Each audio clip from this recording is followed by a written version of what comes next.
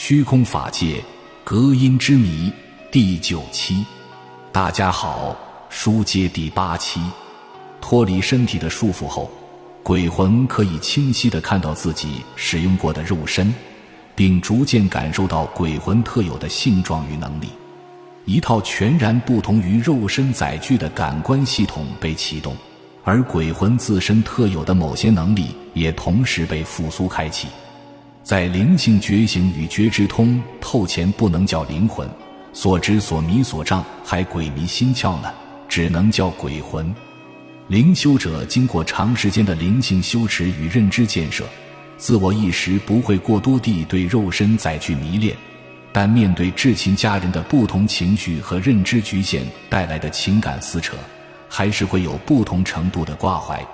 毕竟灵修者在生前不能过多地去改变家人对生命的认知，而家人的偏执与情感是他们所要必经的人生功课之一。灵修者无法替代他们经历，也无法删除这些将带来感悟的心路历程与感受，只能安抚或接纳，尽快消逝他们的偏执与情感，不让自己过久地滞留在家人的课业中扮演无形的角色。当我们以鬼魂的状态呈现在这个物质实相中时，会是怎样的感受？又能拥有哪些特殊能力呢？会遭遇哪些困扰？又需要注意些什么呢？首先，魂是一种电磁云雾团，是一个小可如弹珠，大可到篮球左右的光团，内含曼陀罗生命之花立体蜂窝状纹理，其外在展现的形象可随自己的渴望投影出不同的轮廓。一些死明白的魂可以随时自主更换容貌、身高、年龄、性别、声音、服饰。当然能力是有一个上限的，毕竟还不是神，但肯定比人的束缚要小很多了。心近死亡的鬼魂会执着于自己固有的皮相与衣服，甚至用意识显化出商店来才能置换服装。魂的外在形象依据自我认知展现出来，一般基于对自己肉身的最后印象，当然也可以采用人生中任意阶段自己最满意的一种相貌与身高来显化。其着装与遗体上的衣服没有任何关联，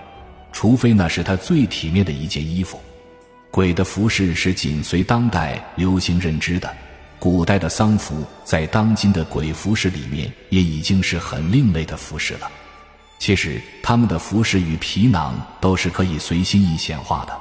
不过鬼魂要死过一段时间后才会慢慢地发现这些技巧，慢慢地打破自我成见的束缚。被人生既有观念束缚的鬼魂不会去尝试显化更换皮囊外形和衣服的款式，甚至觉得需要某种货币来购买这些物品。当鬼魂有如此的理念时，必然会渴望冥币、手衣、居家物品等。获取方式依据当地民俗不同而不同，鬼魂认为哪种方式有效，哪种方式才有效，其实都是他自我显化与赋能的。但是他的臣服观念导致必须看着活人这样行动了，他才肯认同并显化赋能出来他需要的东西。当鬼魂第一次依据这种供养方式满足了其认知显化，拿到了自己觉得自己需要的东西后，就会理所当然地认为只有这个途径才能获取到自己需要的生活必需品，便不断地与生者试图沟通索取，拿不到时还会生气着急，折腾家人。鬼是越祭拜越不能安息的，这和常人的理解正好相反。了无牵挂就走了，老惦念着反而踏实不了。就好像幼儿园的小孩子，每周接送一次的就闹一次，天天接送或不定期接送的，每次都闹着要回家。鬼魂都有哪些基础标配功能与进阶的非人类能力呢？首先，鬼魂在五感上与肉身时存在着极大的差距，这差距来源于自我认知的局限性，内在科学逻辑的强度。正常的鬼魂拥有几乎和人类一样的五感，但没有任何形式的触觉，频率的差距让其对物质界的实体无法形成足够的摩擦力，就好像射线一般穿透物体，但当鬼魂积聚自己的电磁力时，可以对物体的电磁场形成物理扭曲和干扰，对电气的运作形成扰动。同时鬼魂可以驱使心智简单的小昆虫或动物，用他们的身体或行为来表达自己的存在。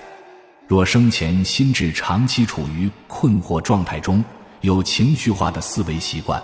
容易滞留在思维的牛角尖里，人生就像戴了眼罩的驴马转磨盘一般。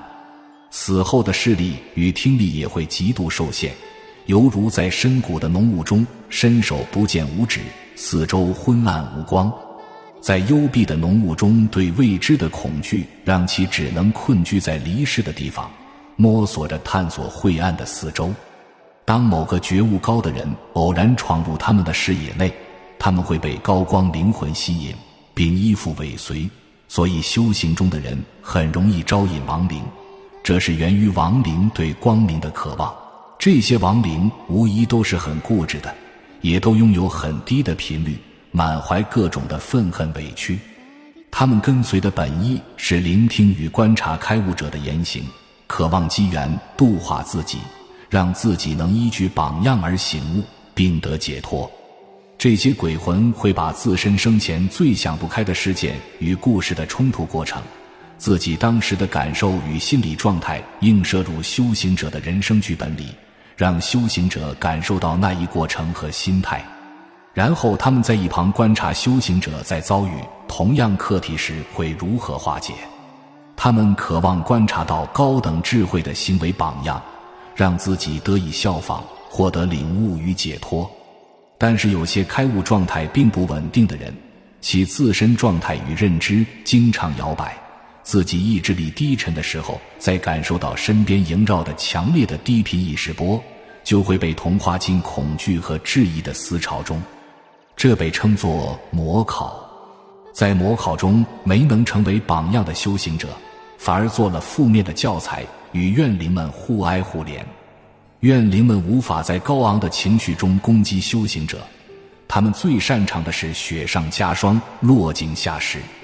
通透的开悟者，其认知已经可以破幻，在生前就达到遥感、眺望、跨界聆听，自然在死亡后这些特质被更进一步的加强。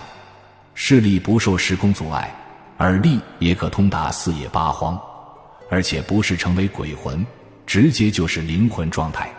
看到这里，希望您的点赞、评论、转发，以便帮助到更多有缘人。第9期结束，谢谢观看。